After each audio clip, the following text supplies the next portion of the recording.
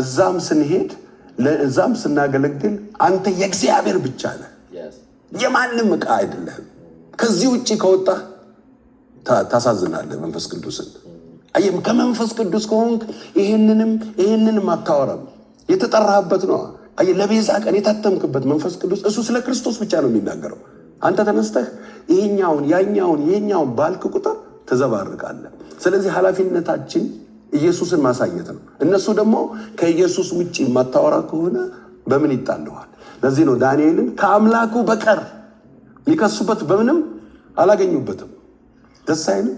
ስለ ኢየሱስ ብቻ አውርተህ ተገደል ከፈለክ ምን አገባህ? ሌላ ውስጥ ያንተ ድርሻ አይደለም። አጋንንት የሚሰራውን እኮ ለአንተ ነው የተሰጠ። ታራ የደርዛ ትላለህ። ግን ከዛ ወጥተህ ሌላ ነገር ውስጥ ከገባህ የእግዚአብሔርን መንፈስ ታሳዝናለህ።